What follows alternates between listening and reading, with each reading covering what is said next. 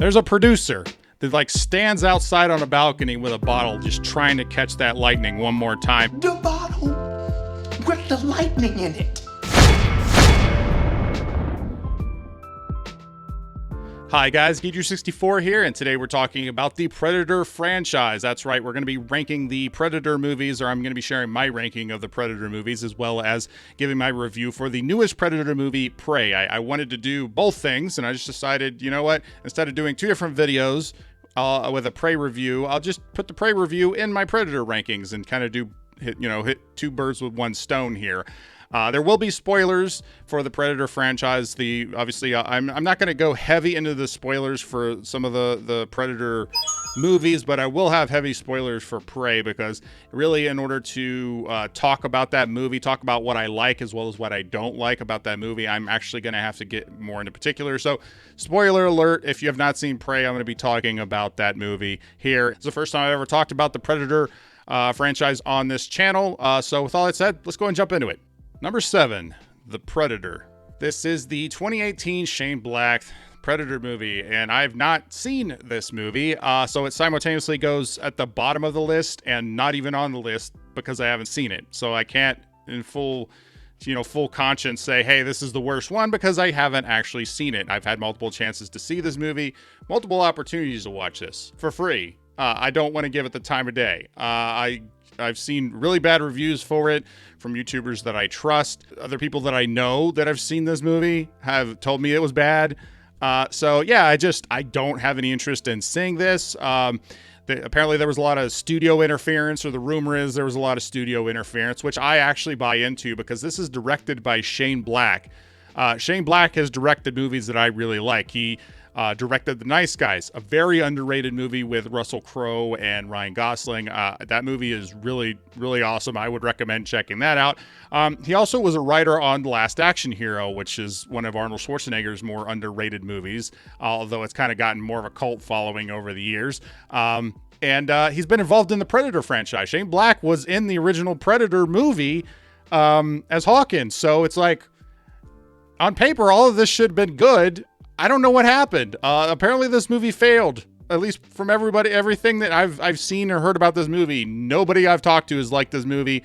I don't have any interest in watching it. So it's the bottom of the list and off the list at the same time. With all that said, let's go ahead and move on to the movies I've actually seen. Number 6, Aliens vs. Predator Requiem. I don't like this movie. I've only seen it once. I barely finished watching it the first time. I don't like it. I don't like it at all. The first Alien vs. Predator movie, when it was released, it got a PG-13 rating, and it is kind of a strange decision, because Alien and Predator rated R franchises, why, when they meet, is it suddenly a PG-13 rating? I have no idea how that happened. It's very strange. But with this movie, with the sequel to that, they were like, we got a lot of backlash for the PG-13 ratings. So let's just lean heavy into the R rating. They wanted to run so far away from the PG-13 rating that they ran right off a cliff. There's so much over-the-top gore, and I'm not like in like the Predator sense or the Alien sense. Predator rips off people's heads and their whole spinal cords and stuff like that. That's not really the type of gore you get here. The choices that they make are clearly just made for shock factor and to like make a stamp on that R rating. They kill a kid. I'm in danger. Like, this kid's like 8 or 9 years old, and they kill him in the beginning of the movie with a face hugger and a chest burster. It's ridiculous. And then they kill a pregnant mother in this movie. Why would you do that? Why would you do any of that? It's like, you clearly are just doing this for shock value, and it's because your script isn't that good. Gore isn't inherently a bad thing, like I said, but the choices that they make, that's what makes it really bad. And they also commit the cardinal sin of making your film so dark it's hard to see anything most of the time. They've used a lot of practical creature effects and things like that. So I don't know why they wanted to cover up all the work that they did with, like, by making the movie so dark you can hardly see anything. It's it's really kind of baffling. I could see making the movie really dark if you have really crappy CGI or something. I don't know why they made this decision. It seems really goofy to me. I also don't like the Predator alien. I hate the Pred alien. I think that's a dumb idea. It's the same reason I don't like the Indoraptor from Jurassic World Fallen Kingdom, the worst Jurassic World movie. I don't like the Indoraptor. The whole idea of the Indoraptor was just, hey, this is a sequel. We got to have a new creature for the movie. So here's this Indoraptor. That's basically what they did here. They're like, hey, let's just have a Pred alien and we're going to put him in the movie. And yes, I know that at the end of the first Alien versus Predator movie, you had the alien chest burst out of the Predator. I know that the whole idea of that was to set up a Pred alien. But the way they executed on this, the way that carried into this, I don't like it. I don't like the idea of the Pred alien. I don't really like this movie. I think it's a bad movie. Number 5, Predator 2. So after I watched Prey this past weekend, I decided to rewatch a couple Predator movies. One of those was Predator 2. I hadn't seen Predator 2 in several years. I've only watched it the one time. I wasn't very impressed with it the first time I seen it. But I don't think Predator 2 is necessarily a bad Predator movie. I just don't think it's all that good of a movie. The concept is interesting, to kind of take it out of the jungle. As a sequel, the idea of, hey, we don't really want to rehash the first one. We don't want to have them fighting in a jungle again. Let's put them in a city. Now, it's coming to a different kind of jungle. Let's have cops and drug lords and stuff like that. It definitely attempted to do something different. And that level, I guess, it succeeded. But I also think it really missed the mark. It's very dated. It's very over the top 80s action. Like, I think it came out in 89 or 90. So right at the tail end of the 80s, action movies. When I was rewatching this, I was like, this feels like a RoboCop movie. Like I'm like, most of the movie feels like a RoboCop movie with the Predator making guest appearances through the movie or something like that. Dead or alive, you are coming with me. And until the third act, it basically becomes a real Predator movie. And I Danny Glover as the lead is fine, I guess. Obviously he's known for action from Lethal Weapon and stuff like that. Most people probably are gonna, think Lethal Weapon when they think Danny Glover. But for me, I grew up watching Angels in the Outfield. So every time I hear Danny Glover's voice, I just think of his character in Angels in the Outfield. So it's weird seeing and hearing Danny Glover and fighting the Predator. I'm just thinking of this, this family movie about angels on a baseball field. I think the standout in the movie to me was Bill Paxton. I mean, Bill Paxton's pretty much a standout in most movies he's in, especially the 80s, 90s movies, True Lies, Aliens. I mean, he's got the distinction of being killed by an alien as well as a predator. I think he's the only one who has that distinction. But anyway, his character actually is the only one that actually feels like there's a setup for something. Like he comes into this new precinct. He's the new guy on the block. He's definitely a lot different than everybody else. He's very eccentric. And they don't do anything with his character at all in the movie. I don't know. It's the story for this movie is not good. That's the main problem. The first Predator movie can carry itself on its action and the way everything is filmed and shot and the suspense and things like that. It carries the whole movie. This doesn't really have this. I do think that the third act of this movie really works, as I said. And once it becomes like a Predator movie, it becomes a Predator movie there in the third act when it's basically just Danny Glover and the Predator, like, the big section in the movie. It's probably like over a half hour of the film that actually deals with that. I think that part works. I think that was really cool, the way that you see the Predator get injured and he's, fixing up his injuries. But because the third act feels like a Predator movie and the other part feels, the rest of the movie kind of feels like a weird 80s action movie, like RoboCop minus the RoboCop. It just feels very disjointed. I understand why some people like this movie. I don't think it's a bad Predator movie. I don't really think it's a very mediocre movie in my opinion, but I see why some people, it's like a guilty pleasure, why some people like it. I totally get it. I have another guilty pleasure Predator movie on the list, and it's coming up next. Number 4, Alien versus Predator. Believe it or not, this is the first Alien movie I ever saw, and it was also the first Predator movie that I ever saw. I'm pretty sure I'm the only person who can say that. I'm pretty sure most people who watch this, I'd seen Alien movie or a Predator movie, but no, this was the first one that I had seen. I was obviously very familiar with Aliens and Predator. I read comics. I read a lot of the crossover comics. I had a Superman Alien. There was a Superman Alien crossover. I had a Terminator Alien crossover. I'm pretty sure I had a Judge Dredd Aliens Predator crossover. Like all of those crossovers, like I had a lot. I was trying to find them for this video, but I didn't really, I couldn't find them anywhere, but I know that I have them somewhere. So I was very familiar with Aliens and Predator before this, but when I saw this movie, it was on cable. I was channel surfing. I came across it. I was like, let's watch this and see how it is. And this is a perfect cable movie. Like this is a type of movie you're like, hey, this is a good thing to like kind of just put on in the background when you're doing something else. You're channel surfing, can't find anything. Oh, well, here you go.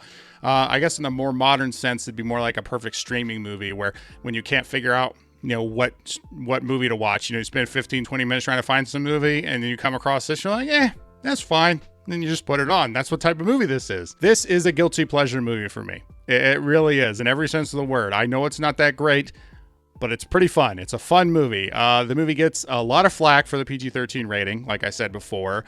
And I agree it's kind of a weird choice to take the two R-rated movies and put them together and then they become a PG-13 movie. But I think it works pretty well. I mean, and it works well for cable, obviously, because this is the one that they seem to show on cable more than anyone else. I think the first Predator movie they showed on cable quite a bit, but obviously heavily edited. At least with this PG-13 rating, you didn't have to do as much editing to put it out on cable, so it's probably why it was airing a lot at the time. I think the characters in the movie are pretty weak. That's par for the course on most of the Predator movies outside of that first movie. The main character teaming up with the Predators, kind of strange. The fighting the xenomorphs, it's just everything was weird. It's strange. It doesn't really fit in with the other stuff, the rest of the franchise, but it was fun and cool. And I don't know, like I said, it's a guilty pleasure movie for me. That's why I put it at number 4.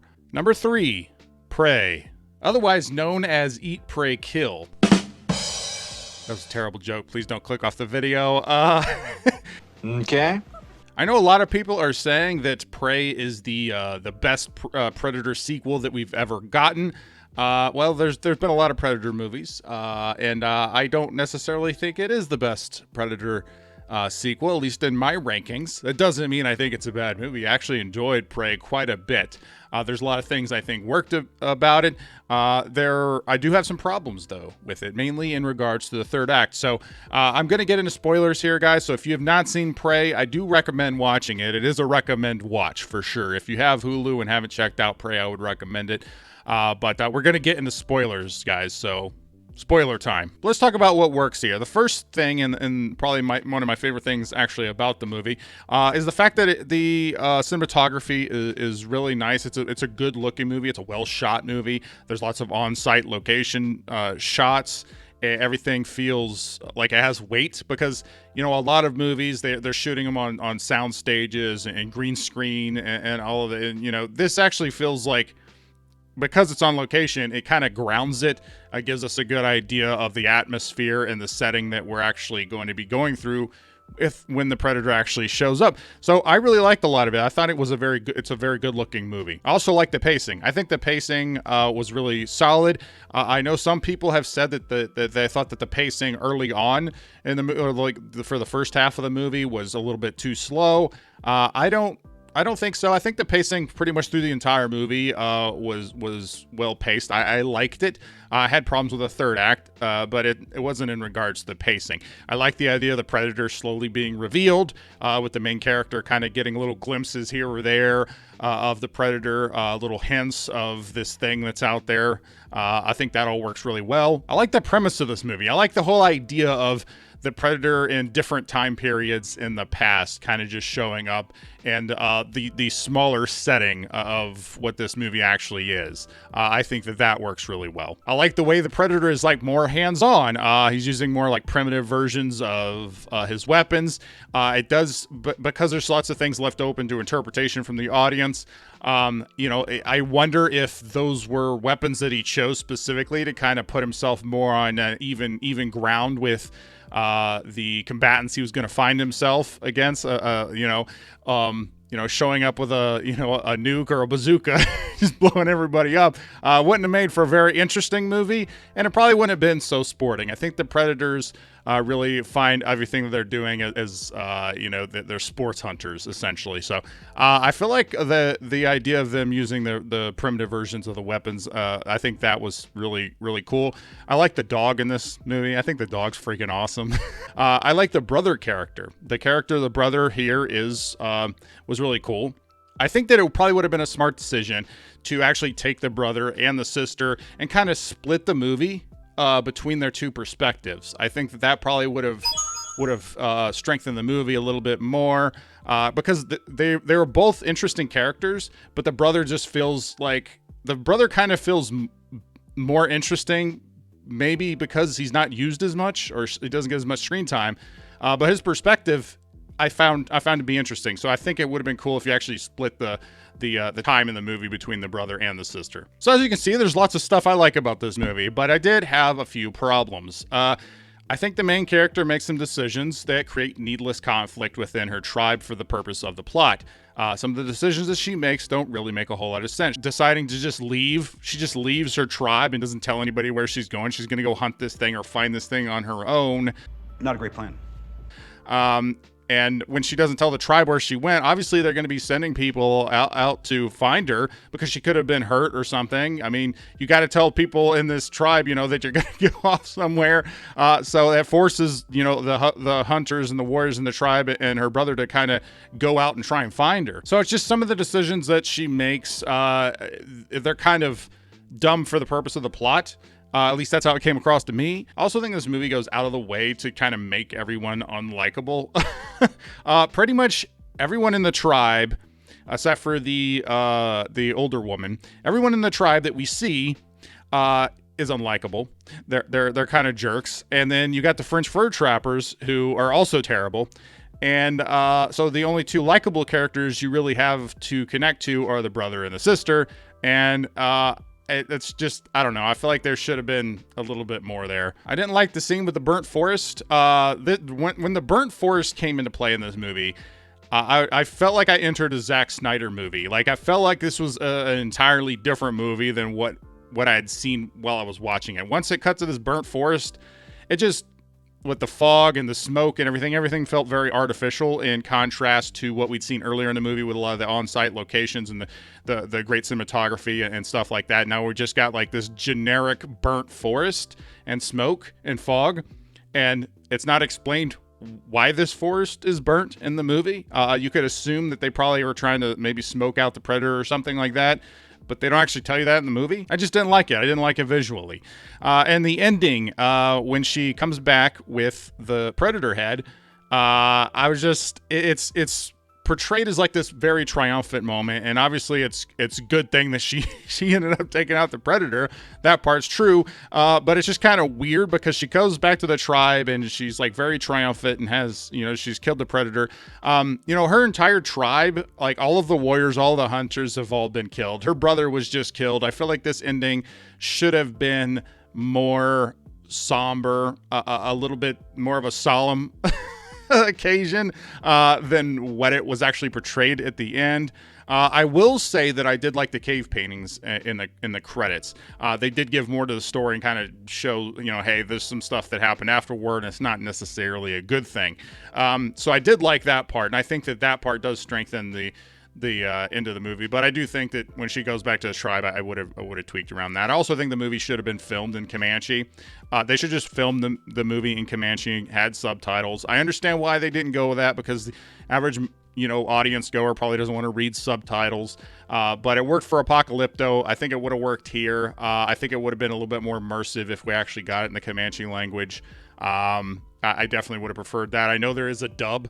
The dub is really bad because the dub is a dub. Dubs in general are not all that great, and they aren't great here. So I just wish they shot it in Comanche. I just think there's some poor choices that kept this from being as good as it could have been, and it's just frustrating to see this movie not really hit its potential, come just short of its potential.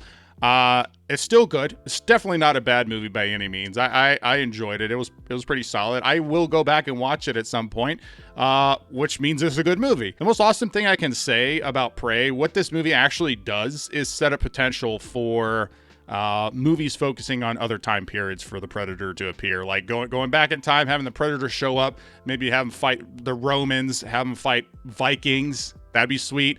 Maybe ancient Mayans. That'd be pretty cool. I think that the coolest thing that this movie does, outside of just being a pretty good movie, is it kicks open the door for more possibilities for the franchise going forward. So on that level, I think Prey probably should be in the number 2 spot. But I just hope the creative team for this movie, for Prey, does stick around for another movie, because they clearly understand the franchise. And I'm interested to see what they do next. Number 2, Predators. Yep, I'm putting Predators above Prey. And I know Prey is the new hotness on the Predator scene. Old and busted, new hotness. I know Prey is the one that everybody's saying, hey, this is the real sequel to the Predator movie. This is the best sequel that we've gotten. Everybody's saying that, so I'm definitely in the minority here. But I actually went back and watched Predators after seeing Prey. So I basically saw them both in the same day. I think Predators works better as a Predator movie. Now, I don't think Predators is a better movie than Prey, if you know what I'm saying. There's hey, this is a good Predator movie, and then there's, hey, this is just generally a good movie. They obviously have overlap.